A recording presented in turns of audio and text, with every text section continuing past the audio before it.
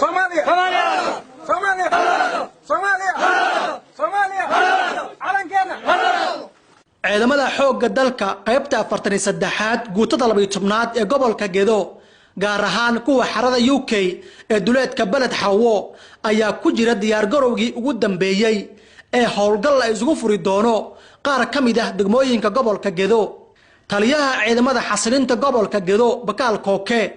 ayaa maalmihii ugu dambeeyay ka wada deegaanada daawa abaabul ciidan kaasi oo la doonayo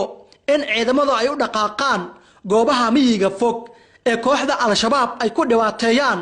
dadka xoolo dhaqatada iyo kuwa jidgooyada ku hayo qaar kamid ah degmooyinka gobolka Gedo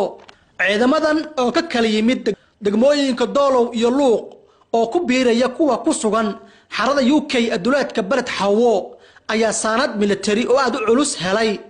taliyaha ciidamada xasilinta gobolka Gedo Bakaal Kooke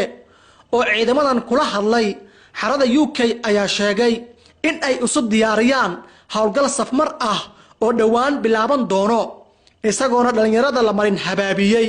ee maleeshiyada al-shabaab u diray fariin ah in ay isu soo dhiibaan ciidamada dawladda federaalka Soomaaliya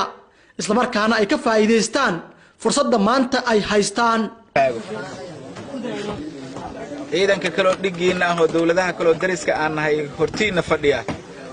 ina ka sharaf badnaataan oo ka muuqaal badnaataan farxadda dawladda Soomaaliya idinka raadinaysa taas waana ka mushaar badan tihiin waa ka daryeel badan tihiin waa ka ilaalin badan tihiin laakiin hadday idinka muuqaal fiicnaadaan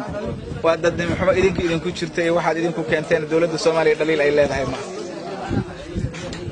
inta ina maqlaan rabnaa wax yar oo lacag oo midqaala darratin ay qaataan dadka hortanada fadhiya oo saad aragtay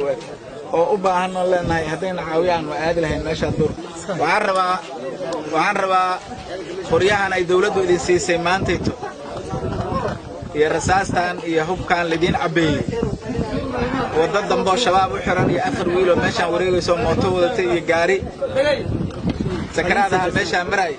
inaan dhulkaan laga maqlin baa la rabaa tan ka adkaada cadowgiina intaasoo raganimadaas weydiinaynaa waa isla howlgalaynaa howlgalkan ay dawladdu sugayso waa mid lagu nadiifinayo dhulkan magaalo kastana la rabo si xor ah magaalada kale in la isugu gaaro waana qabanaynaa shaqadaas sida ugu dhaqsaha badan qorshaheedii kale waa la diyaariyey qorshihii hubkoodin ka dhimanaana maanta la idin dhamaystiray wixii ka dambeeyay waxaa weeye yaa arkay in la dhaho wiilashan yararkoo meesha u dahay qofkii ka toobad keena iska daaya dhibaatada dadka Soomaaliyeed gacmo furan bay dawladdu ku soo dhaweynaysaa xanaana iyo waxbarashada waa siinayna intaas waa waxaan ayaga u hayno intaa wixii diido dhabahan ka leexinayna intaa masku ogni Soomaaliya Soomaaliya Soomaaliya Soomaaliya calankeena Cabdinuur Cismaan Cabdi warbaahinta radio Gedo balad Xawo